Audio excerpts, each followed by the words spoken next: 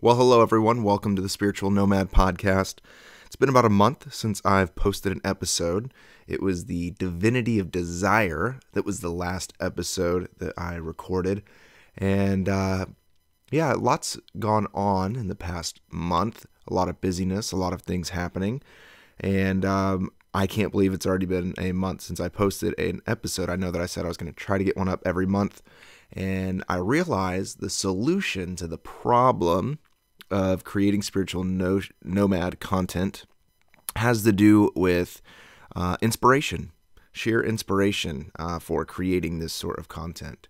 And I realized that I've been pretty preoccupied with other things, and nothing has really triggered anything to necessarily share. All the time I'm thinking about spiritual things. I'm very in tune with the infinite, and I'm always sort of having these sort of experiences and centering and grounding and meditation. But I sometimes am like, to record an episode or to like formulate a particular idea to be able to communicate to you folks, sometimes just doesn't come, and I just don't really feel any sort of pressure. Maybe that's bad, maybe that's indifferent, I don't know, to record a particular topic to share. And so this has always been just an ongoing project. It's been a just sort of a labor of love here and there. I mean, I've been doing this for almost 4 years, and I think there's only 50 or so episodes. So obviously it's very sporadic, and it comes in seasons. And I realize that it's because of inspiration. When I'm inspired about something or fired up about something, whether that is people that have sent me a direct message or just random ideas and thoughts that I need to externally process, I record and share with you all. And it's always fun to see feedback on those things. And so I've been thinking about getting more inspiration for Spiritual Nomad. I need to just engage with some of these topics a little bit more, that formulate a particular topic to relay to you folks. So all of that to say, I was inspired last night whenever I ran across a particular Instagram post. And after I saw this Instagram post, I took to my Instagram stories and posted a little thought about this post from this cool, trendy, hip pastor that has some very traditional thoughts that are pretty harmful to folks. And realized that I should make a podcast episode about it because I was inspired by this particular individual's rhetoric and ideas to deconstruct his thought and idea, but also to help reconstruct some sort of idea. And I think that is where Spiritual Nomad is going to be going. It's really going to be more so me deconstructing ideas, but not just leaving it there, reconstructing ideas. I don't think that it's necessarily helpful any longer to just deconstruct everything. For some folks, that's very helpful. If that's you in this season, by all means, continue to deconstruct. But I do think mature, healthy spirituality comes to a point of reformation. And not to be confused with the old Reformation of John Calvin and all those fine gentlemen. Hopefully you could catch the sarcasm there. They're fine. They're good. They got some good things to say. A lot of bad things, but some good things to say. Everybody's got something to say. Hey, when you know how to listen, everyone's the guru, right? When you know how to listen, everyone is the guru. So everybody's got something good to say. And so even this gentleman that I'm critiquing has good things to say. That's why I follow him on Instagram. But I do think that deconstruction is beneficial and healthy. And I also think that somewhere along that timeline, reconstruction, reformation is the goal, is healthy, is mature.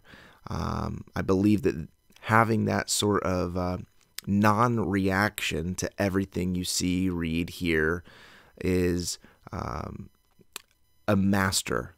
I think it's more of a master's mind. I think it's more of a bridled heart and tongue and mind, to not be triggered, off-put, or offset by everything around you is a form of mastery, and is a form really of a true teacher and not that everybody has to be that, but also a true disciple. And the true word of disciple, the root word's discipline for disciple, to be disciplined, to not always be reactionary to everything that comes your way. And a lot of deconstruction is we are just reacting to all of the things and people and rhetoric that is around us. And for a season of time, that's okay. But growing up means to have tension held without emotional reactions to things that might be paradox to you. So, for instance, I'm a pastor and church planter. For a lot of people, they can't handle any pastor or church planter. It might be weird to hear a pastor or church planter talk about Buddhist ideas. That's part of reconstruction, is holding tension from where we understand and find truth. Because if we know how to listen, everyone is the guru. So that's a big, long way of me talking about why I want to jump back into a lot of spiritual nomad stuff, because I think we need help through the deconstruction and exvangelical movement. I think that deconstruction and stuff's been going on for some years now. Maybe you're used to it, and or you're new to it, rather. I started deconstructing and using that language in 2015. It's almost 2021, and it's the fastest growing faith tradition in the United States is people who deconstruct their faith. So I feel a sort of obligation to help people reconstruct their faith as they take it apart. We used to ride dirt bikes a lot when I was a kid, and we had two-stroke dirt bikes, if you're familiar with that at all, a two-cycle engine. Sounds more like a weed eater, if you will. And they needed the new two-strokes need new top ends. They need new piston and rings about, every winter, every other winter, depending on how much you ride. And we would take the engine apart, fine, but then we would have to take it to a master mechanic to have him put the new piston and rings in and make sure that the timing is set and all of that for the motor. And so I think many of us, we're very good at, and it's easy to take apart things, but we need people who are master mechanics, if you follow the analogy, to put things back together. And I think through my journey, and I continue, I'm not saying that I am a completed master by any means, but I do think I can help people reformulate faith in some way that makes sense for them, that is healthy and beneficial for themselves and the healing of the world around them.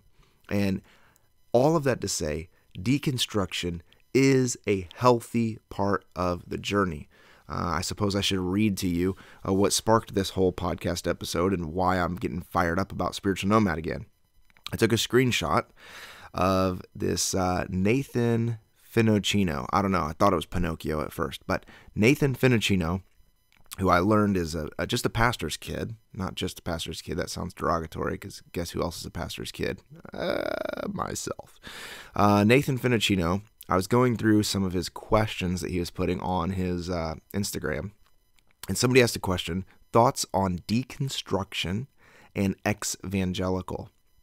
And his response was people who never were properly discipled, reacting to the fact that they were never properly discipled. So much to the point that their personal journey of becoming the sole interpreter of reality and truth very rarely ever return to confessional Christianity. Now, I completely disagree with him. I think that actually proper discipleship would invite people into a sort of deconstruction and into a sort of thinking about their faith in some sort of critical way, but I don't even like the word critical, thoughtful way. I think correct discipleship asks more questions than it provides answers. I think correct discipleship invites us into the bigger mystery of the unknown and doesn't seek to have its end in mind when it begins. I think that is taken actually directly from Jesus and the rabbinical tradition. Jesus asked something like 300 something questions and only gave 3 solid foundational answers. Essentially what this guy is saying is if you go into the deconstruction and exvangelical route, you will never return to what is already proven to be true. How are we supposed to just blindly trust what is already proven to be true? How did those people get to what they believed what is true? How did any of this ever get to be without curiosity, exploration, freedom, and license to explore? So, I don't think that this deconstruction movement is a result of bad discipleship. I think that the destructive evangelical movement of just trying to cookie cut every single person is the result of poor discipleship. So, once again, I'm a pastor and church planter, and I care about the local church, and I believe in clergy and all of this stuff. And I think that it's actually completely ass backwards to what he is saying. So once again, deconstruction, the invitation to reconsider faith, the invitation to see through different lenses is completely foundational to, first and foremost, the Hebrew faith. It was a Jewish rabbi, I forget who it was, that said that faith is like that of a diamond, that once you see through one side, you can turn it just a little bit and see a whole new world of beauty. It's all of these lenses, all of these facets, all of these different perspectives and takes on this very beautiful, big mystery that is faith in God. And so to tell people that they are not allowed to explore because they're not going to return back to their home is, frankly, it's BS, because myself included, I'm a pastor's kid. I grew up in the church, pursued vocational ministry myself, was entrusted to take over a large church in the Midwest, and I decided to, put a stick of dynamite in that whole plan and move out to San Diego and try to do my own thing. It didn't work out, and through struggle and hardship and trying to figure out how to provide for my family and all of this stuff, I've come back around to a form of Christian faith. It might not be exactly confessional faith or evangelical faith, but it is a Christian faith that I hold to. It is certainly Christ-centered in its approach. And so I am a living example of the freedom of discipleship, and nobody walked through that with me. That's why I started the Spiritual Nomad podcast, because I have been a spiritual nomad. I've been the nomad. I've been the person seeking and searching and wandering around, kicking dirt by myself, trying to figure out what to believe, what to think, how do I process, just trusting my own spirit that God has given me. And guess what? That's exactly what Jesus said to do. Jesus said that he has given us the Spirit of truth that will lead us into all truth. So if we really have the Holy Spirit within us, we should not be scared of deconstruction. We should not be scared of people not associating with our evangelical tribe. We should trust that the Holy Spirit is faithful. And if we've discipled people correctly, it won't be that they've had a confessional faith. It's that they are aware of the living Holy Spirit within them that leads, guides, corrects, prunes, invites, brings blessing, brings reproof, all of those things. Correct discipleship is awareness to the Holy Spirit that is alive, that is in us, among us, through us, that is seeking healing and restoration in this world by means of me, you, us together. That's good discipleship. That's good discipleship.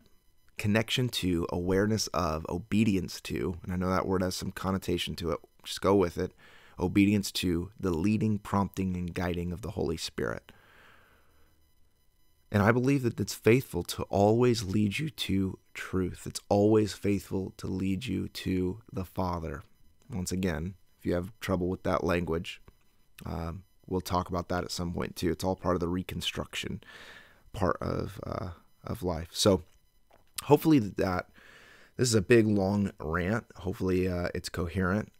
There's no show notes or anything. I'm riffing on this, and I hope that it's Hope that it resonates. Hope that it's helpful. Hope that you feel like you've found some sort of person that can speak a language with you. Hopefully you found a particular hope for a new version of pastors. That's really a big desire of mine, is to start different kinds of churches that are returning to more of a spiritual essence. I think we've lost the spiritual essence of the Christian faith in a lot of ways. I think we have lost pastors who just want to see people flourish and have their well-being. We've traded that for pastors who want to get people to articulate the right sort of theology and doctrine. And I have no interest in that, but I have complete interest in pursuing ministry in a way that is reimagined. That's ancient, actually, but it's the ancient new way. So, also, probably won't be doing as many YouTube videos with this, because I've been thinking about how I can get these thoughts out, how I can get content out faster and more quickly. And I think that the fastest way to get content out is the way that I started, is just by podcasting in my bedroom, hanging out. I'm literally sitting on the floor next to my bed, so my mattress can be used as some sort of